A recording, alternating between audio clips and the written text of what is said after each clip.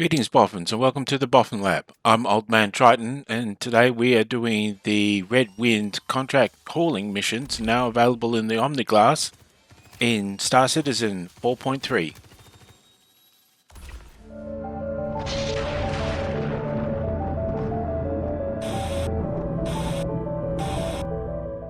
Red Wind is a new contractor that you can do hauling missions for. You'll find the introductory mission under hauling in the categories. However, after that they come into the hauling small grade section.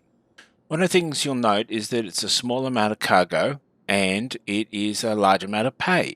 But it just says, be careful, it's not safe out there.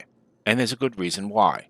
These missions are conducted at the distribution centers that are neutral and don't have guards usually. So you will find hostile enemies roaming around. This is one of those missions you will have to be prepared to fight for. Let's go over some things that you'll need before you go out. First off, armor. Your choice. Second, a weapon. Fitted out the way you want it. I'm using a Kana rifle here. I've actually taken a great liking to it lately. The third thing you're going to need is the backsliff tractor beam. This is a basically a backup most of the time unless your ship does not have its own tractor beam system. So it will be critical in that situation. The next thing you'll need is a medigun, and you need to know how to use it on yourself.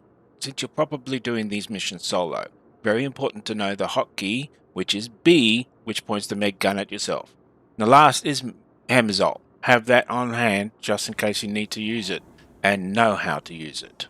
The last thing you need is the ship, obviously, but selecting a ship is a little tricky. I would suggest a ship that has its built-in tractor beam if possible. The Constellation Taurus is a perfect example, but the Cutlass Black will also be able to do one of these missions by itself. The fact that the tractor beam is piloted from a protected place in the ship is important because you don't want people shooting you while you're operating the tractor beam. These missions occur at distribution centers on the planet, and I have so far only been sent to distribution centers that you cannot dock at. Now, it is possible to dock at certain distribution centers, such as the Sakura Sun Goldenrod Work Center, but this one is one of the ones you cannot dock at. So where do you get your cargo? At each distribution center, there's a landing pad in the middle on one wing, and then there are two side landing pads. You can see them at the bottom of the screen there. There's ships already on it. I will show you the next set on the other side in a moment.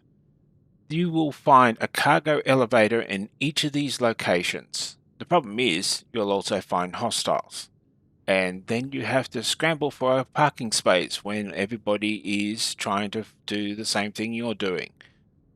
As you can see, there were 3 people already here. At least they left their ships here, which was very generous of them. Pity I can't tow them away and cash them in somehow. There's a mission idea for CIG if they ever get around to it. Each of these landing pads has a covered area, and the covered area has a loading dock beneath it. You need to land your ship in such a way that its built-in tractor beam can reach that loading dock and then load your ship. For the Constellation Taurus, this is the right angle to land. So, spoilers, this net sequence is going to show you how this goes from deadly easy to deadly deadly. The usual problem is that there's a couple of guards here at the start, and I do my cautious thing, lowering the cargo bay and going over to the cargo elevator to get my supplies. I noticed that there's just no sign of anybody. The place seems deserted. So I run over to the cargo bay and bring up the elevator. Now, you will find the usual bugs with these cargo elevators, and you will have to make sure that you don't spend time in these terminals longer than you need to. Drop the elevator, get out of the terminal, and then keep a look at your surroundings. Watch out for everything as well. You'll be snuck up on. I've had it happen about 3 times now where a patrol has come around the corner while I was looking in the terminal.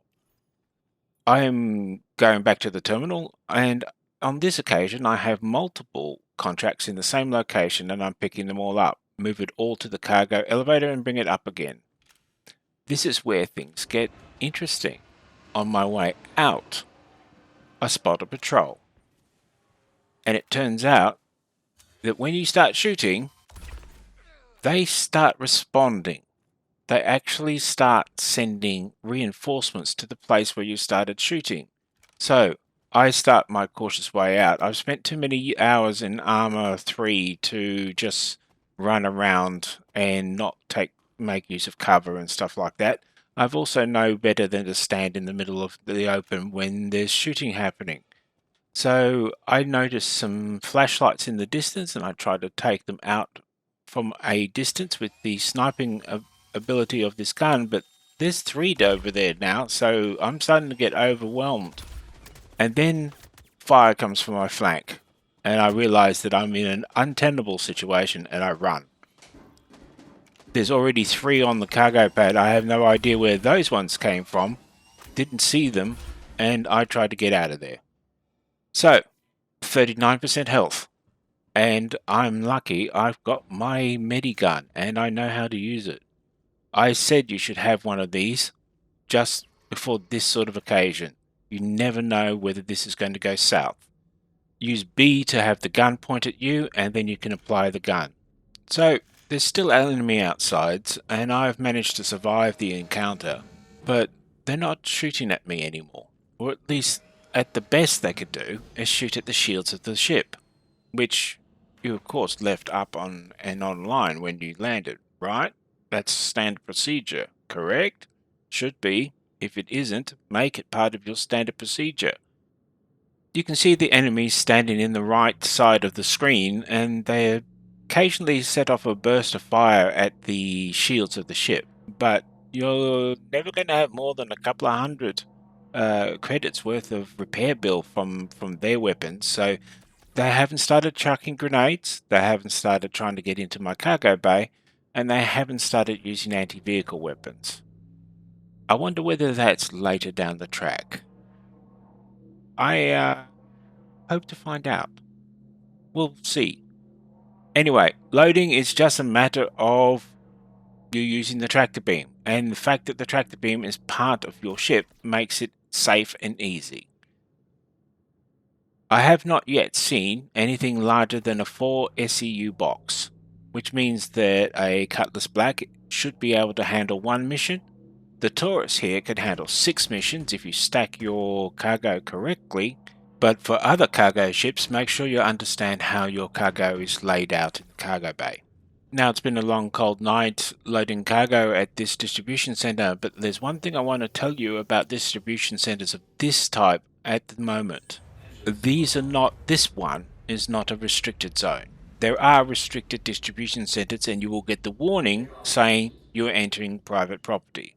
But this one is not. You're allowed here, and you won't be shot down by the turrets, unless you do something foolish.